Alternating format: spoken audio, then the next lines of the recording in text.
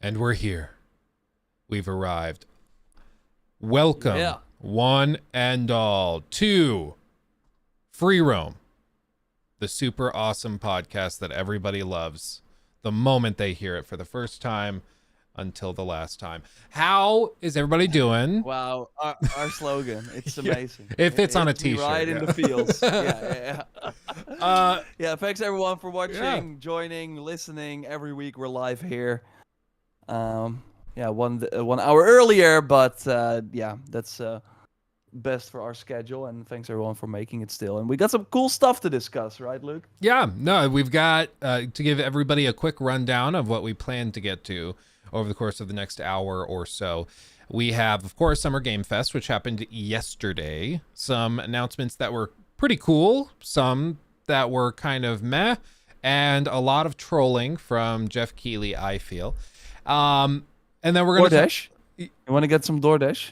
DoorDash? Oh, dude. Yeah, he said like Final Fantasy Yeah, and speaking of one Final of the Fantasy, order through DoorDash.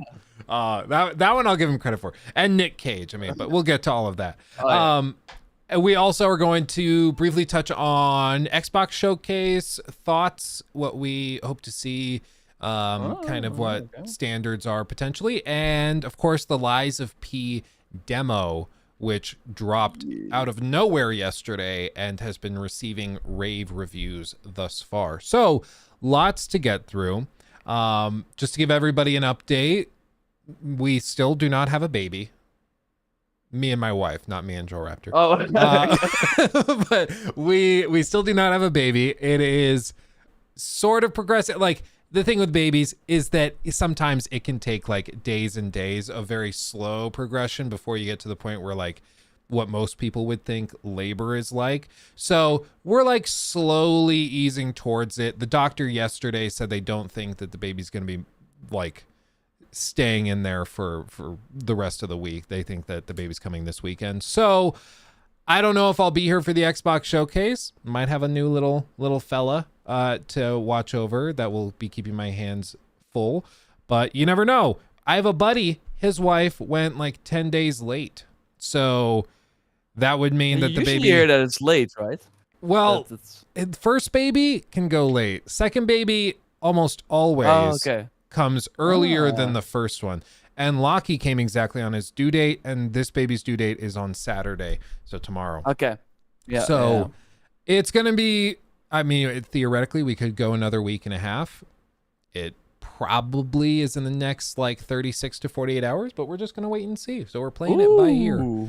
Yeah, playing it by ear. Anyway, how's your week been, Mr. Joel Raptor? You're back in your studio, I see. Yeah, that's good. It's very good. It's good to be back. I've moved all my stuff last weekend, and been really playing a lot of Diablo, still having a ton of fun with that. We did some videos on it. I've been kind of happy with the Summer Game Fest so far. I'm personally, I think it's, for example, better than the showcase, the PlayStation Showcase. But just like live reacting with the four people yesterday was a ton of fun. And finally, building or getting my own space again. For people who don't know, I was living somewhere else for 2.5 months. So now I'm finally back home. And the sun is out. We got some fun plans this weekend. So sweet. Yeah, well, let's some good stuff coming. I want to give a shout out to the people here with us live. Thank you, Red Fajita, as well, for becoming a member. Appreciate that. We got Matt, Dalton, Shagger, Super Soupy, Aditya, all of you guys. Thank you so much for coming in. Inner Void, you guys are wonderful. Thanks for chilling with us. We're going to try to pop in and read your comments when we sort of hit a good moment. Lord Kev, you guys will notice I do have a new chair. I sure do. Oh no! Yeah, new chair. The old one, boring chair. This one's much more boring. The old one, which was very generously sent over. Yeah, Secret Lab.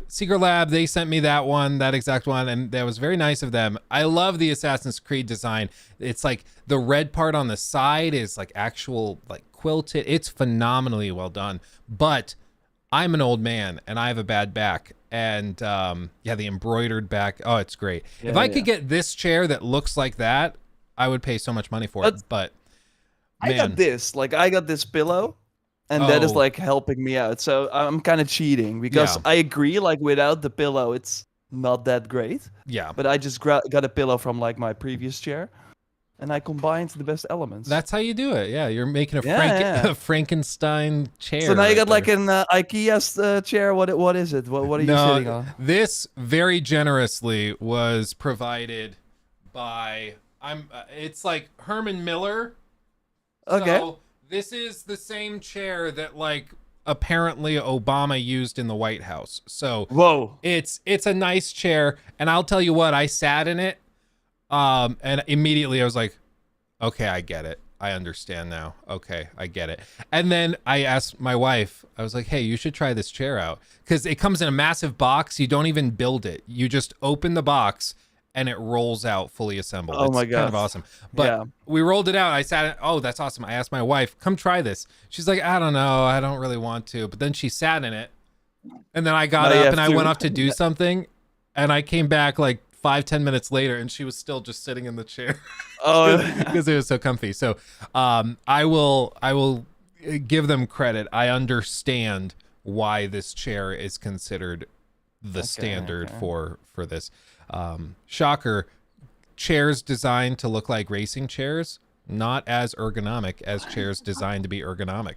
Shocker. Who would have right? thought? Who And would've it's thought? also like kind of like the only like you're only like really enjoying the look of the chair when you walk into your room, but then you like sit on the chair and Yeah. you don't see it. Yeah, my So, ass does The not look need. of the chair is no. I totally And for agree. streams, like you still can't see it because I'm like blocking everything. Yeah. Thanks everyone for becoming a member, by the way, Xander and Rats there. Appreciate it. Yeah, That's cool. absolutely. Absolutely. Thank you, everybody, for that. You guys will be able to pop into members only streams. You get the cool badges, all that stuff. Greatly appreciate that. And S, thank you for the €2. Lies of Peace so far. We're going to talk about it more in just a little bit, but I will give you my Spark Notes thoughts real quick. It's awesome. There we go. So with all of that, let's get right into the Summer Game Fest. Yeah, I let's saw do it. that you had overall pretty positive thoughts. What would you describe your thoughts as? I've like, as we always say, it's all about expectations. I went into this event thinking because last year they had like Callisto Protocol as like a big thing. They had the Last of Us section at the end with the Last of Us Part 1 getting announced and the release date. We heard Jeff say we have 3 or 4 big things. So I went in thinking it's gonna be fine. It's gonna be like a show where there are like some highlights and the rest of the show is gonna be meh. But then we started with like Prince of Persia, The Lost Crown, like a completely new Prince of Persia game, 2D, 2.5D actually. I think that looked surprisingly good. I want to play that. They had like gameplay reveals for like big upcoming games like Mortal Kombat 1. We had like a new Sonic reveal that looks kind of cool. Lies of P getting a demo, like you played it. I can't wait to hear about that. We had a ton of gameplay, a ton of release dates. Spider-Man showing up, did not expect that, with a release date. Some cool new game announcements like a Dragon, the John Carpenter Toxic Commando game. I thought it was a good mix of like fun stuff that you did not expect, updates on big games that we all are looking forward to, and then also some big hitters like the Final Fantasy VII Remake at the end. So all in all, I thought it was like fun to have like developers on to talk about that. I kind of missed that during all the digital events because they really feel that they gotta just go like this, like trailer, which is great. But I think it's fun to have like Brian Intar from Spider-Man give a bit more detail, like see how excited he is for the game. Have that with some other like big headliners as well. Overall, I would give it like a B plus for what this show could be. I think they kind of nailed it, and I look forward to seeing it grow from here. I think they did a great job. Yeah, I totally agree. It's all about expectations. And what I said in our stream before everything started, I was like, honestly, I feel like for most other shows that Jeff does, he is out there hyping it up like mad. And this time around, I felt like he was much more reserved. He was much more sort of level-headed with it, which tamed my expectations. So I went into this thinking, okay, maybe we get, like maybe something from Ubisoft. We probably see Final Fantasy. We see some stuff from like Square Enix.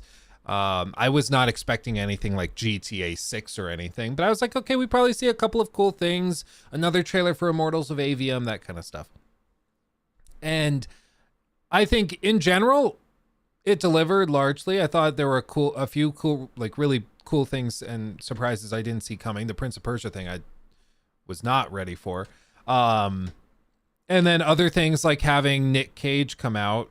Like, yeah, it's for a game that I'm probably not going to play. I might try it for like a few hours just to play as Nick Cage, unless it's like a $10 or $20 like charge to play as him. Yeah. So I don't know, but little things like that were fun, and just I don't know about you, but the energy was almost intoxicating. Like you could really tell, and I dog on Jeff because I think he has pretty terrible stage presence, and I think he would be better served getting somebody else to host his events. But you can tell he's passionate. You can tell this is what he loves dearly, and you just watch him on stage talking about these games. He gets giddy, and that makes me giddy. And so as much as I dog on the guy, I joked during the stream. I was like, okay, take a shot every time he looks at the floor while someone else is on stage. And the whole like time he's talking to like Nick Cage, it's always down to the floor, always down to the floor.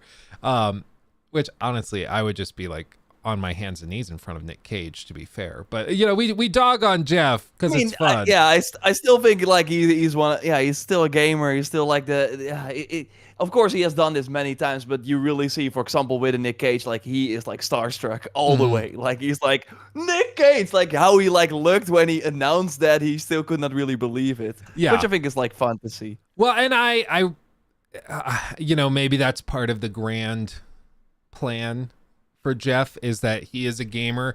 He has some slight social awkwardness, which makes him endearing. For me, though, I went to E3 2019, and I was at the Coliseum, the E3 Coliseum, where they had different panels hosted by different people. And they had a panel hosted by Troy Baker, and then right after was a panel hosted by Jeff Keighley. And the difference in the ability to manage the crowd and juggle all this stuff was night and day, because Troy Baker, extremely charismatic, phenomenal stage presence because he's trained as an actor.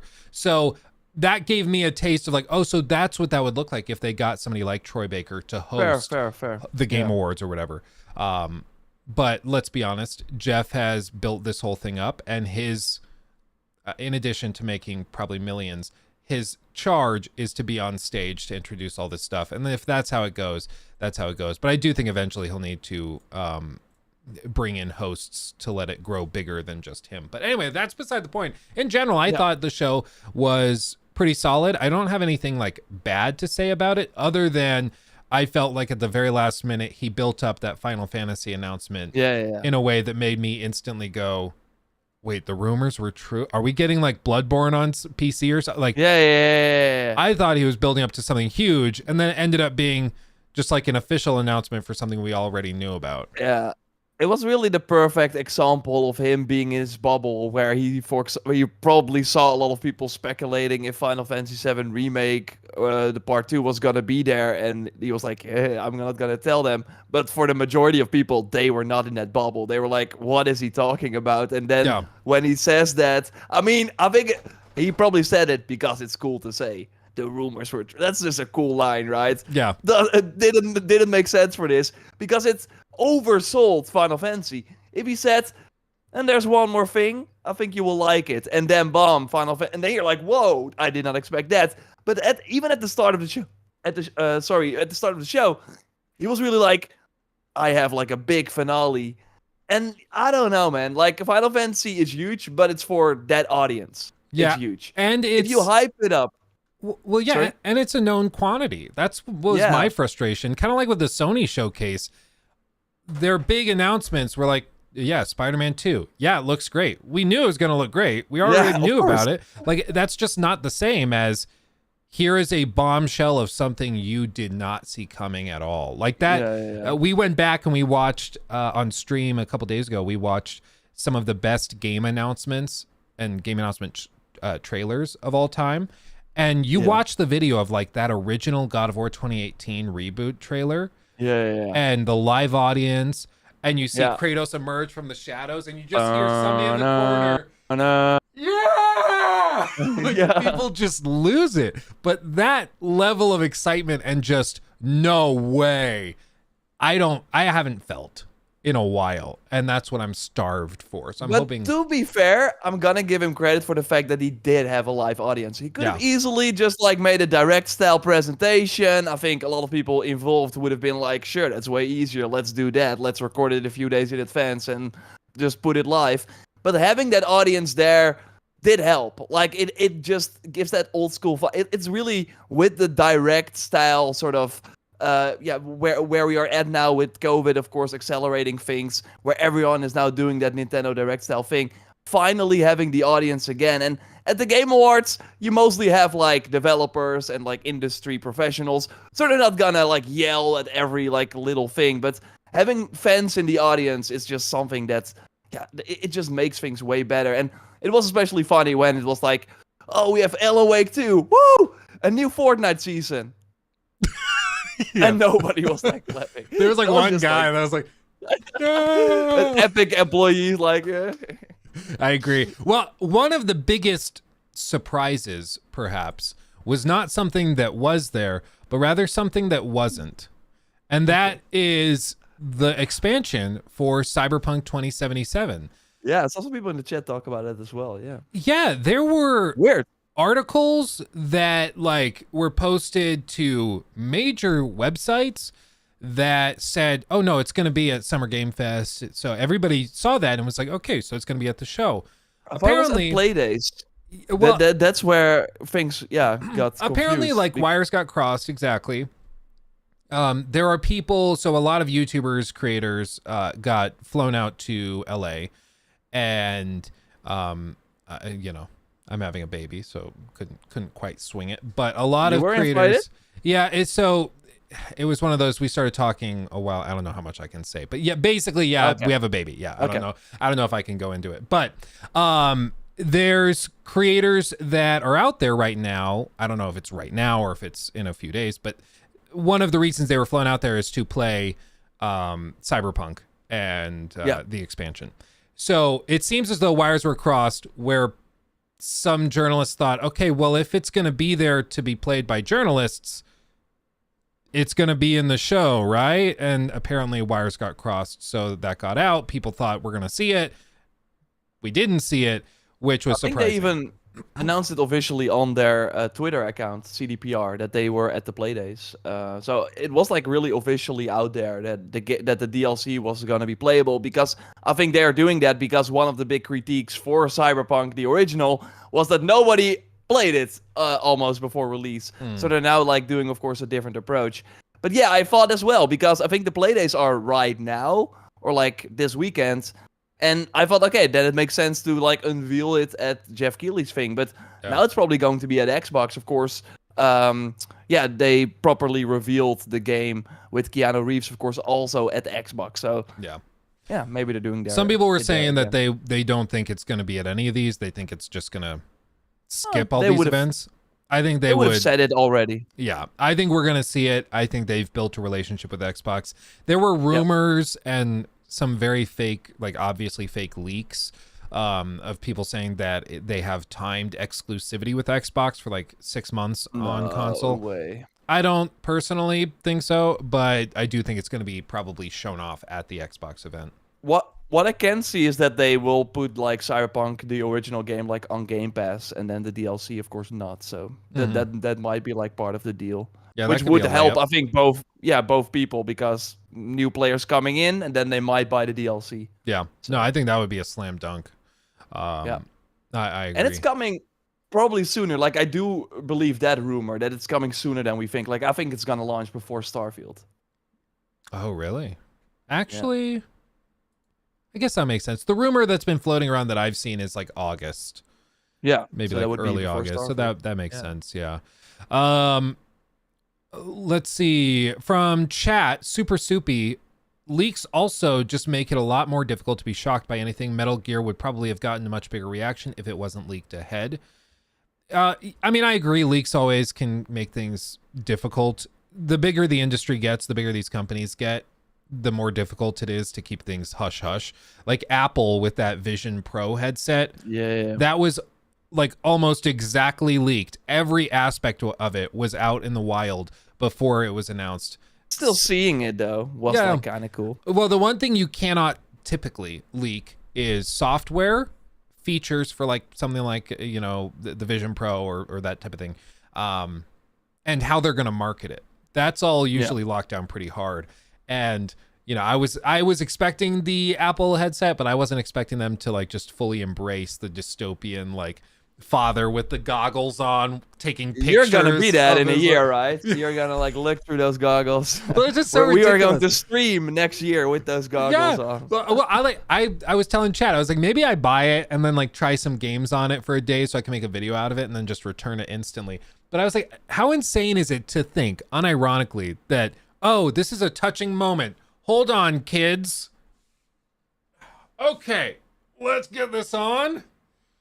Go. Like, it just doesn't make any sense to me. Maybe in 10 years, it's going to be small enough that it works. I did see some people, like some reactions to it, where it was like a lot of parents were like, that's the biggest mistake in my life, that all the best moments from my kids, I filmed them instead of like really looking at them through my own eyes instead of the cameras or like the phone I screen. totally agree. I've said many times, don't be afraid to experience something forgettable, which initially sounds really bad, but what I mean by it is that there is something very almost magical about experiencing something only through your senses that is fragile enough and precious enough that it could be forgotten or details of it could fall away.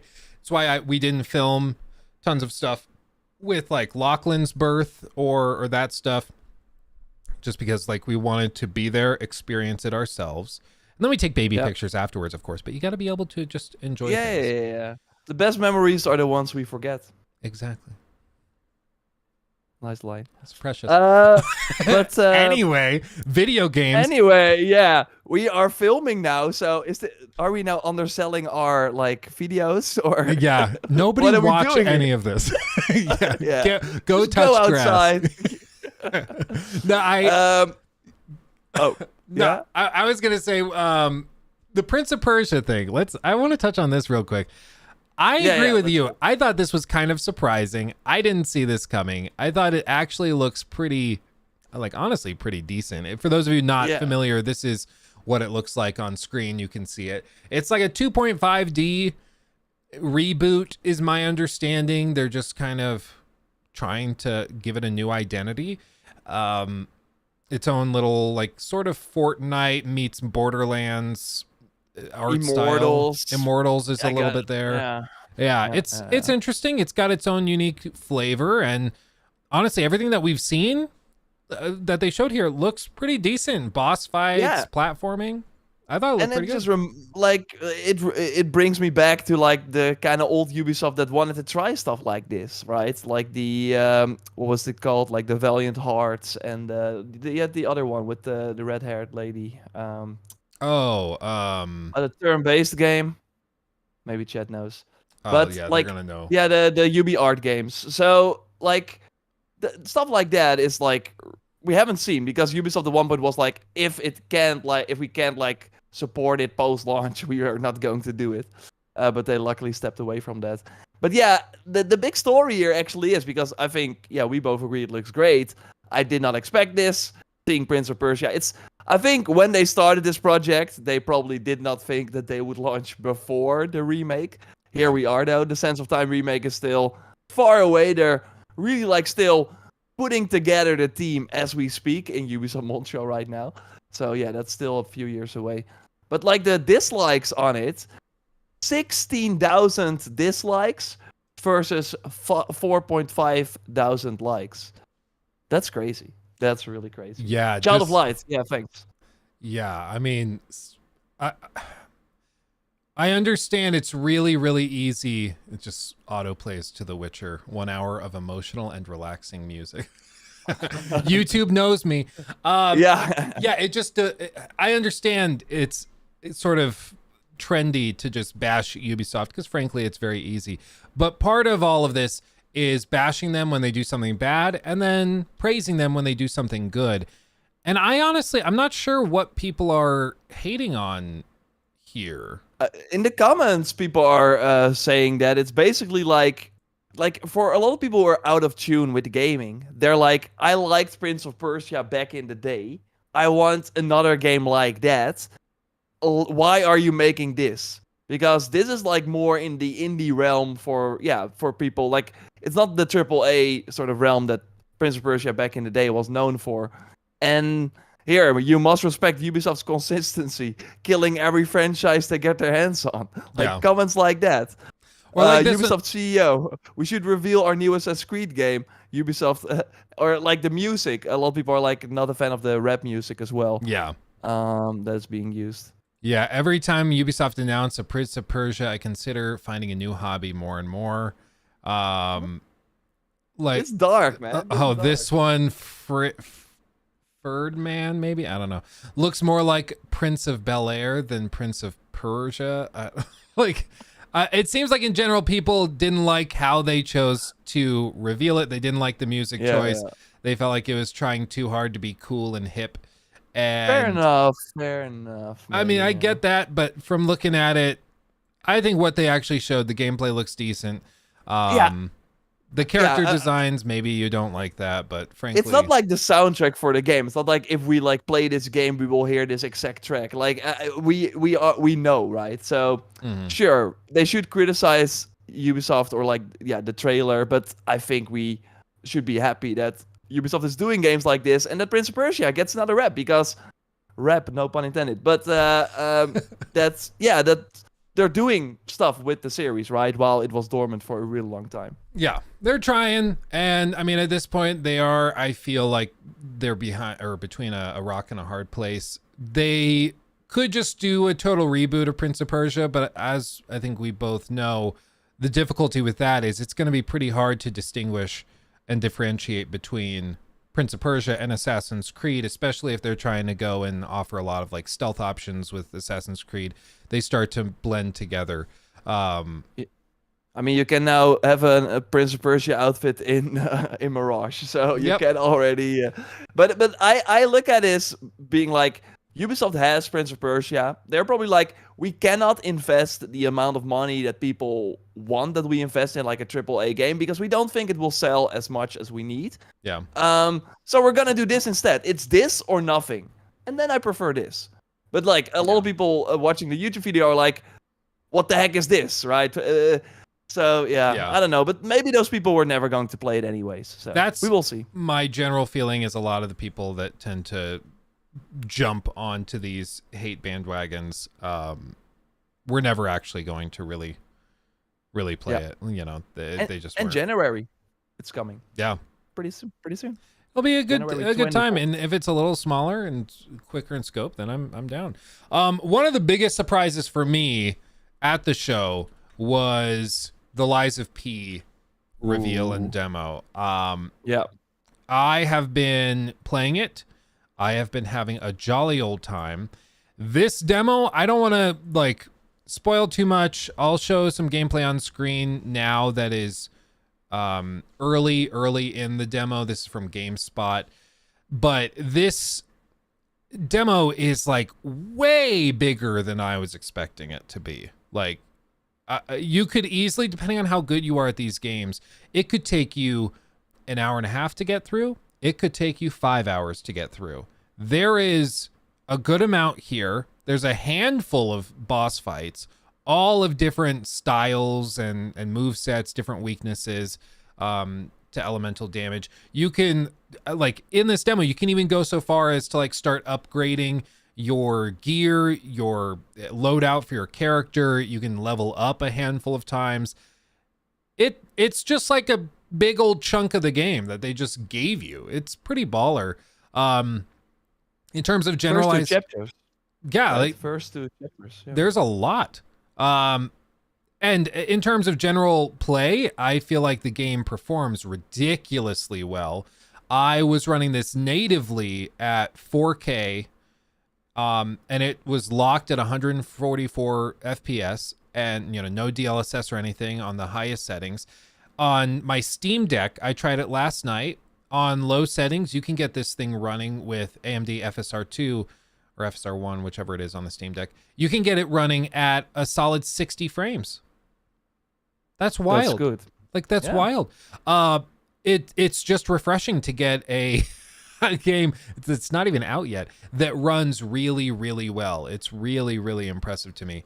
And there's just a lot here. Now, controls takes a little bit of finesse. You do kind of have to settle into it a little bit. There's a slight delay between when you hit like the start to roll and when it happens. So it takes a little bit to get used to the timings of everything. But all told, it's a very impressive demo. And after the first little boss fight, I set down the controller. I was like, okay, that was awesome. I was filming a video, which will go up on the main channel here in a little bit. And I set down the controller and I was like, honestly, I'm very impressed. I started doing the outro and then it just transitions to the next area. And I was like, There's oh more. my God. I was not ready for it. So there's a lot here. If you've been iffy on this, if you're curious, you absolutely should go try it and give it a shot. I think it's quite impressive. I really do. So, And it's Game Pass also day 1. Yeah. In September. So that was a that's, huge get. That was a huge get. September I think this is gonna be big. 19th, I think, right? The release date. Yes, I believe so. I don't see the exact date listed here. But yeah, it was originally going to be August. And then at this showcase, they announced that it's going to September. Which fine. Yeah, I mean, it looks good enough. Take Will how you, much will you you then need. be done by Starfield? There are like 1,000 planets in that game. Will you then be done? There sure are. I'm not even probably. I'm probably not even like 60% through Tears of the Kingdom. I feel like I'm still getting my feet under me, exploring. I have like the entire map discovered. I've gotten 3 out of the 4, whatever they call them. So Pretty good. Still I'm pretty like I'm having a good time, but I'm taking that very, very slowly and just enjoying myself. Diablo 4, I don't know what year I'll finish that, but that's also The campaign is baller. actually not that long if you just focus on it. Yeah, So, but like but if I that's w- just like 1/4 of the game because then it really begins actually. yeah, because then you got to get to level 100, take on the world bosses and stuff. I don't really understand all of it, but that's because I'm a noob when it comes to those hardcore MMOs. Yeah, I've been playing a lot. They do a great job at like showing you features or like you start after the campaign. You have the 3 of Whisper, which are just like random objectives in the world. If you're level 50, you do this like dungeon to kind of check if you're ready for World Tier 3. And if you unlock that, you have like other endgame activities. Then on level 70, you have another dungeon to check your power, and then you go from there. I think it's a pretty fun system, so I will definitely be playing. And the hype around it was the fastest selling Blizzard game, which is kind of crazy. On the other hand, I thought that's like I always look at the wording of these things. Okay, so what is the other Blizzard game that could have like been competing with this? Only Overwatch in Overwatch? 2015. Or Diablo that's the 3. only- Would Diablo 3 count? Yeah, that would count, but that was only on PC. Yeah. So I really think it's like, okay, I think it was bigger news if it was not the fastest selling Blizzard game. Well, But, and let's give them credit. It launched pretty smoothly. Like, even when it went worldwide out of early access, no error 37, no crazes. There was the PlayStation error that people hit. Yeah. In general, pretty smooth. We survived that. Yeah, it was funny though. There was like this developer barbecue celebrating the launch, and when they like posted that picture, the servers went offline. It's like they can't like stop working because then the servers immediately dropped. Yeah, that's how it always goes. What else was there? Anything worth? Spider-Man. Oh yeah, Spider-Man. We did get a release date. Yes. That's wild, right? To have that here. I really think that they wanted to nail it. The rumor was for September. It's now October 20th, so 1 week after Mirage. But yeah, Mirage will finish in a weekend, so I think it will be fine. But yeah, to have that here is kind of big. They showed some new art, and then over on the PlayStation blog, they also showed the collector's edition. And I like, for a video that will be up on the channel, I kind of like looked at the pricing for the 2018 like original Spider-Man collector's edition and this one, and it's like $150 versus $230 for the new one, and it includes less. So it has like the statue, which is really cool though. It's like Venom fighting Miles and Peter. It's like a really, really cool statue. So I will still buy it. Like they know they can like charge. It's gonna sell out anyways. But it's kind of crazy to see that jump in 5 years, where it's like $100 more, while the PS4 Collector's Edition also had like a mini art book, some other stuff, and a DLC. Like that's, I think, an interesting thing I want to ask you. Like for Spider-Man PS4, they of course had the City That Never Sleeps DLC. So the game came out in September. I think in October, November, and December, they dropped a new DLC episode every month. Kind of cool. But the season pass for that was included in the deluxe edition of the game. So if you bought the deluxe edition, you were set. Now, there is no like DLC in the deluxe edition or collector's edition. What they did this time, there are 10 unique suits. They actually went to some like comic book artists, to some people that like do concept art at Marvel or at Disney, even some developers. I'm not sure if you know about Rev from Santa Monica. He's like pretty well known in terms of like cool art that he does for God of War. He's now working at Netflix, by the way, to work on a new IP. So he also made a suit, which is kind of cool. But these suits are exclusive to the deluxe edition, so you cannot get them in the game, which is kind of crazy. I mean, they got to get that bag. I'm not in love with the pricing of these collector's editions recently. It seems like they keep stripping them more and more, and they just get more and more expensive. So I'm not in love with that. But let's be honest, they're still going to sell out, because of course they are. And what they're also doing, finish your thought, because I have another like point. No, you're fine. I was just going to say it's still going to sell out. I don't like it. I don't think I personally will be getting the collector's edition. I do find the lack of a season pass inclusion strange. It makes me wonder, well, like, so are we getting big DLC? I have to imagine we are, because that's just free money. Probably. It's free money. They know they can just like sell it separately. Like, it really reminds me of Horizon. They also had the Burning Shores, which was not included in the DLCs, and then they sold it separately. At this point, I think it's just so much of it is boiling down to PlayStation has realized for these big games that they don't need to throw bones to players. Players will still buy it at full price. Yeah, 100%. And what they're the other next level, and I think that kind of I think 2 weeks ago or something, we were talking about Alan Wake not getting a physical release. So the deluxe edition for Spider-Man is only digital. So you can only buy the regular game for $60 or for $70. And it only has a digital deluxe edition. So, but still, if you buy the physical version, you can like buy for $10 extra the digital deluxe edition. Collector's edition doesn't have a disc. Not new. We had a lot of games like that. But what Sony is now also doing is that you can only buy the collector's edition through their own store. So they have PlayStation Direct, which their own store. Sneaky, where they also like sold their PlayStation VR there, and then a few months later at like a GameStop or something. But you can only get this collector's edition through their own store. From their end, makes sense. But that's really interesting how they're like, GameStop is already like downwards. And like in the Netherlands, you also have these gaming shops that, I mean, they're even going to announce a PlayStation 5 later this year that doesn't have a disc drive, but that you have to like buy separately, like a detachable one. So we're really moving into that digital future like faster than ever. Yeah. We're really seeing like a lot of like things moving in that direction. And I really think but at the end we will only have collector's editions. I think that's probably going to be it. I agree. It's I've said for a long time, like, it's clear this is where the industry is going. Physical media just doesn't really make sense anymore. I use the example of when I bought my very first MacBook Pro in 2012. I had saved Oh up yeah. for years, and the Apple employee was like, yeah, I think they messed up getting rid of the CD drive on those new ones. I don't know what they were thinking. Like, we're just going to watch movies and videos through the internet. Okay. And like, Yeah. now that sounds insane, but in 2012, that was a fever dream to think that one day you'd be able to just stream a feature length movie at 4K 60 if you could, like, but that's where it went. And I think now, unfortunately, that's where it's drifting to. I think they're doing it because they're claiming it's more convenient for the player. They also get wider margins. But unfortunately, in the US, the internet infrastructure is terrible.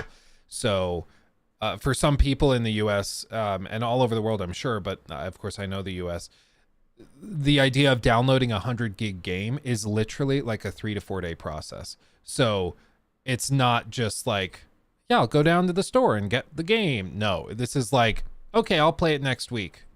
That's how big of an impact it can have. That's really a great segue to Final Fantasy VII Rebirth, because that trailer ended, and I was like, they had 3 lines: Final Fantasy VII Rebirth, early 2024. Okay, good to know. Got it. 2 discs. Okay, is this like a flex or something? What are you trying to tell me? Like, because I looked it up, and PS5 Blu-ray has like 100 gigs of storage that it can like put on. So this game is massive, and I think they're really like, yo, this game is massive. It requires 2 discs. Yeah, Mm-hmm. but that's to me like, that's so uncool. Like, I don't want to this. Like, to be fair though, and it's kind of crazy, I never put a disc in my PS5. I got the disc PS5. Oh, really? I never put a disc in. No, never. Because I don't know. I even like lost a disc once, like the Persona 5 once. I was like, oh, I finally want to pick that up again, and I could not. And I don't know. I do have like an SSD in my PS5, so I have like the triple or the double terabyte. But that's like super expensive. It's like the half of the price of a PS5 to upgrade the storage. I will say, like, I've only used the disc drive on my PS5 to play. I think it was to go through Death Stranding again, because I bought Death Stranding physically and I had to prove I owned it. Which, by the way, I don't know if they ever fixed that, but it was like a glitch in the Matrix or something, where on my digital PS5 I can't even play the PlayStation Store version of Death Stranding because I bought initially the physical one, so it thinks that I have to prove I own the physical one with a disc, even though it's a digital PS5. It's a whole thing. Anyway, let's do like some rapid fire stuff to wrap this up in time. Yes. Overall, what would you rate out of 10 the showcase? I think you said a B. Yeah, I said an 8 because I think like for what they're setting at, like remember this is like E3 is dead, but Summer Game Fest is coming up.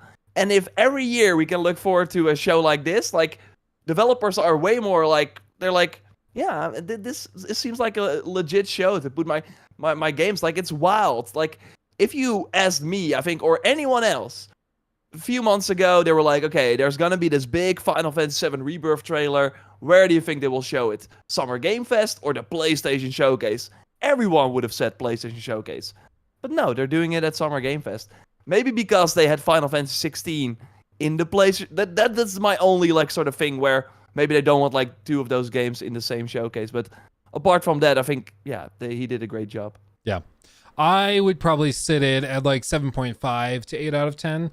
Probably leaning more towards 8 just because I want to see more of this. And I really liked, like you mentioned earlier, their inclusion of developers to actually bring them on stage to explain firsthand their games. Sometimes it's awkward, sometimes it's clunky, but you get to listen to people that are making the games discuss them firsthand instead of relying on some marketing team to try and figure out how to communicate it. So I thought it was cool. Next rapid fire.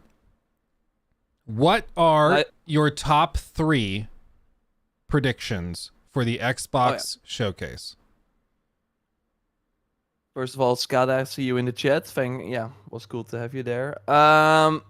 Okay. Predictions. Starfield's getting delayed. No, kidding. Oh, dude, can you imagine I if don't they're know. like, I'm still not like, but if it was getting delayed, they should have come out already. So I don't think it's gonna happen. Xbox showcase. I mean, Cyberpunk is like a solid bet now. I am leaning towards like Avowed having like a 2024 sort of date at the end, like a tease for that. Obsidian's new game, of course, looks a lot like Elder Scrolls.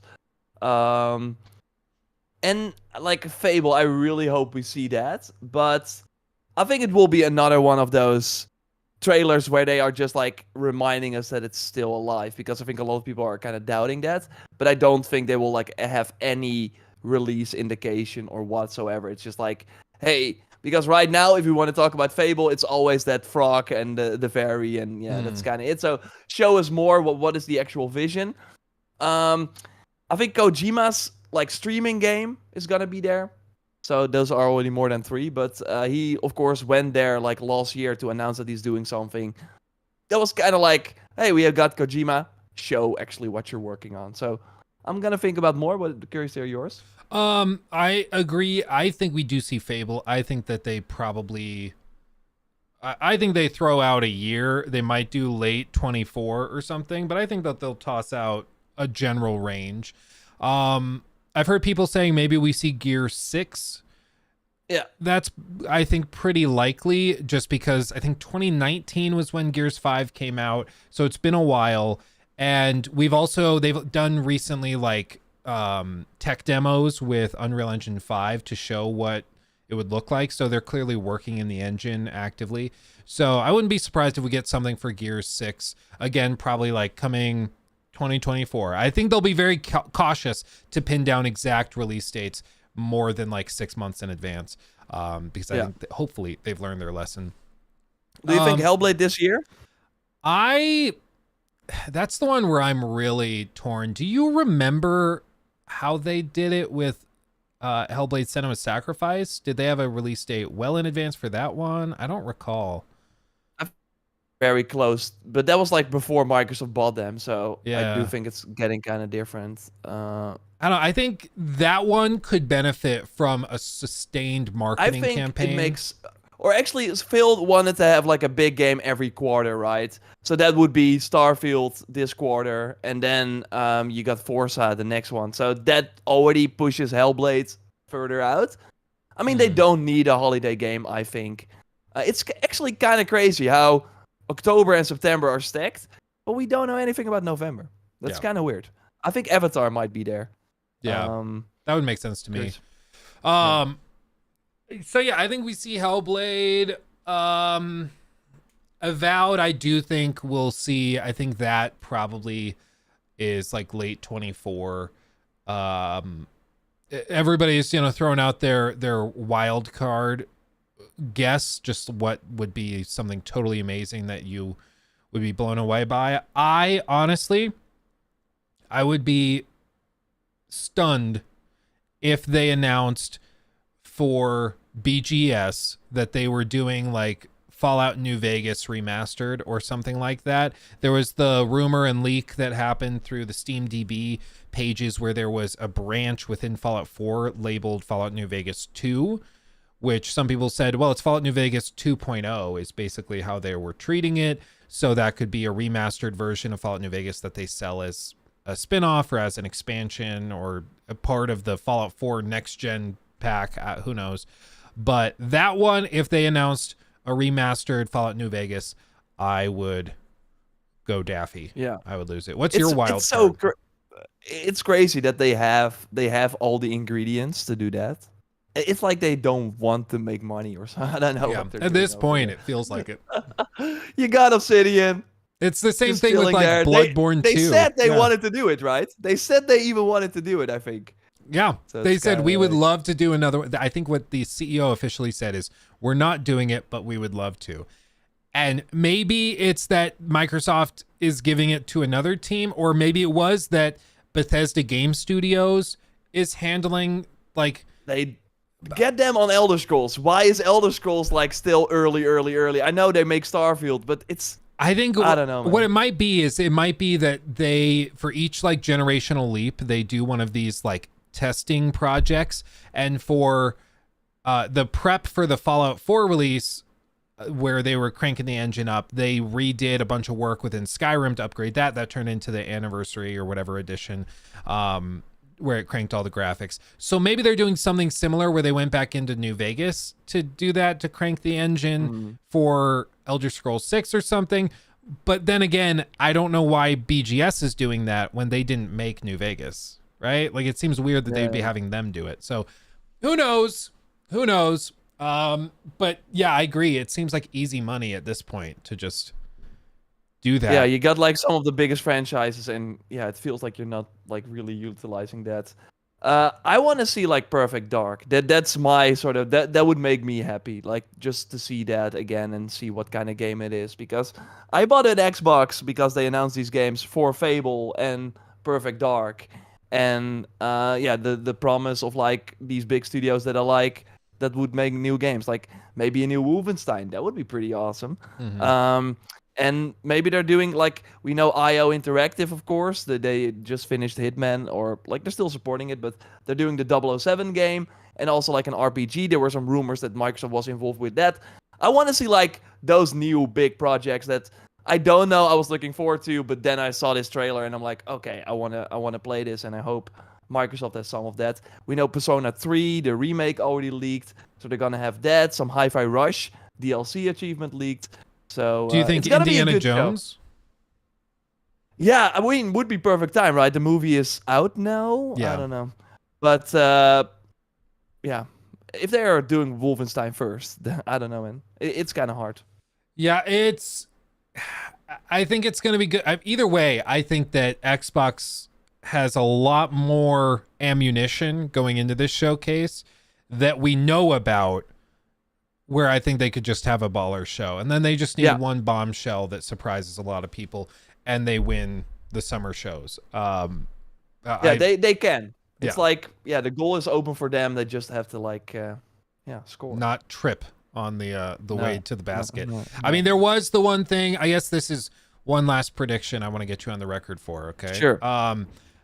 I have been wondering if Xbox is forcing BGS's hand to support 60 FPS in Starfield after seeing the response to Redfall. Do you think that Starfield launches with 60 FPS, or do you think that they just bite the bullet and say it's 30 on console? On console, I don't think it's 60. I think it's 30, and I think they will get away with it. Because, again, like, that was like a big thing for Redfall, but in the end, nobody talked about it because there were way more issues. I think if Starfield is really good, I don't think people will really care. It's gonna be like another blow, and they should have announced it already, because then we can go into the direct, like, with all the bad news behind us. I don't know, man. I'm like, I want to be surprised, but I'm sticking with 30. That makes the most sense to me. I personally, this is, you put your tinfoil hats on, boys and girls. I think that Phil saw Redfall as a big wake-up call. He saw the overwhelmingly negative response to some of the early warning signs with that game, with the 60 FPS to all this.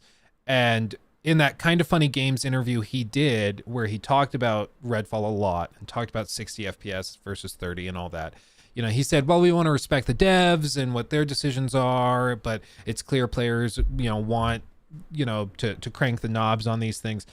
And when asked, he said there would be a clear answer of 30 versus 60 with Starfield. Why not announce it immediately? Because if think it is 60, then you have this big win, right? I think, well, why not have the big win as the start to your showcase? If Todd just gets up on stage and is like, you're going to notice all the gameplay at this event today is running at 60 FPS because we do have a performance mode enabled. That's an easy, oh yeah, man, nice job. Like, it's something so mundane, but that would be considered a W for the little showcase they do.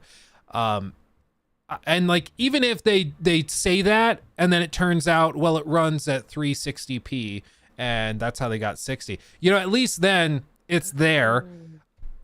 To me, it just seems like a no-brainer. But Yeah, I don't know, man. I think they're gonna just show Starfield, hope people are like, wow, this looks amazing, and then there will be like an interview or a Q effect, and it's like, no, it's for 30, but then people will be like, yeah, but the game looks amazing, so I don't care anymore. We'll see. I mean, maybe I can do a Yeah. poll in chat real quick and see what all of you lovely people out there Let's think. what hope versus expect is different. I hope it's 60. Yeah, I'm what do you expecting 30. expect? Yeah, what do you expect? Starfield launches with what FPS on console? Because Redfall could not have been a wake-up call because then they're already too late. Like Starfield is almost finished by now because they Yeah. have to get the disc ready and stuff. So it was either always 60, or if they want to implement it, they need more time and they will delay it. But I don't think they will worth it. So that's why, or maybe they will do the patch will be out in November or something like that. Yeah. I'm not sure. I do think in that Lex Friedman interview, Todd was pretty clear. He is totally fine with 30. So Yeah. if they were launching with 60 on console, I think it would be because they were strong-armed by their corporate overlords, in my personal opinion. So far, it looks like 60-ish% of you guys are saying 30, 40% are saying 60 will come at launch. Time will tell. I'm leaning We will towards know next time. they're gonna mention 60 FPS, and it'll probably be something sneaky with, like Jor said, an asterisk next to it. Yeah, it runs at 60 with the patch that will launch on November 2nd or something. Like they might sneak it in that way, but to me, it just seems like such a weird oversight. I love your idea though that they're like, and all the gameplay you're seeing is running on Xbox Series X in 60 FPS because that is like, okay, let's go, and then everything they will say is good news. Yeah, you set people up nice. That gets people to sit up, and they start paying attention. Then you go hit them with like more cool things. Yeah. I hope that's true. Yeah, that's what I would do. But I know that it's not as simple as, hey, Todd, just add 60. Okay, Phil. It's not that easy, okay? As for last little things, thank you for the super chat from Stevie. First of all, thank you. Ubisoft's YouTube is going to release a video on AC Mirage within a few minutes. Would love to hear your guys' thoughts on it. It's 5 minutes long. Oh, did they? It has some new gameplay in it as well, but like really small snippets. Let's see. Ubisoft videos. I do not see it on my end. Yeah, I think it's like too fresh. If you go to the search bar, YouTube, and then Mirage, and then in the last Mirage. I see one 10 hours. 8 months. Last hour. Yeah, then I think it's there. Oh no. Okay. Yeah, I don't see it. Okay, well, I guess we'll have to watch that right afterwards, right after the show. I mean, all told, I thought Summer Games Fest was pretty good. Good, not great, not bad, or anything like that. But Xbox again is set up to just hit this out of the park if they don't trip and stumble. It's up. It is up. Where am I? Yeah, but if we have to go, we have to go. Like I'm like skimming through now. Are there some new? We got some developers. Oh, off screen. Yeah, that looks like some Valhalla parkour. Oh wow, yeah, this is okay. That's easy level 16. 16 skill points. Okay, there's quite a lot going on actually. I just saw. No, that's Ubisoft Brazil. Jesus, I put it in the Discord. Okay, hold on. Hold on, everybody. Please hold. Please hold. Okay, here it is. You go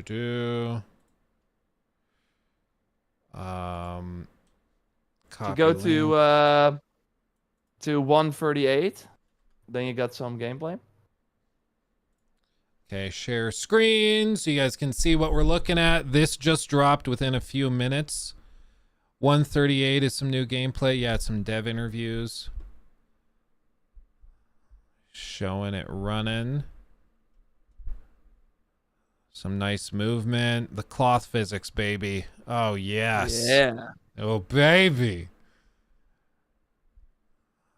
I mean, oh, the swinging. I love these behind the scenes developer, like where you can actually see the engine thing running. Oh, I love it. Pole vaulting. I mean, honestly, I'm pretty pumped for it. I think it looks exactly like I was hoping. And I'm ready for this Ubisoft Direct. Yeah, we will get a good look there. So it's going to be great. Thanks, Stevie, for the donation. And, yeah. Thanks for letting us know. I'm going to watch this like full audio later because I love seeing this behind the scenes stuff. Oh, yeah, the social stealth. Look at that. Yeah. Oh, I don't know what it is. There's something about an Assassin's Creed game with the slow walking animation that just tickles my fancy. I just love it. It's like so badass that you're walking right in front of somebody that wants to kill you and you're just very slowly like, yeah, come at me, bro. Yeah. You won't. Anyway, boys and girls, much love. We appreciate you dearly. I'm going to be posting that video on Lies of P on the main channel here in just a minute, so go check that out if you are interested. We will hopefully be back next week. Same bat time, same bat channel. Yeah, it depends on you, man. Yeah. Whew. There's baby coming. There's baby. If the baby comes like tomorrow, yeah, we'll see. We'll see how it take your time and let me know, and we will figure something out. It's gonna be good. It's gonna be so cute. Babies are awesome. Okay, much love, everybody. Stay safe. We'll see you very soon. Everyone. And hugs and kisses. Bye bye.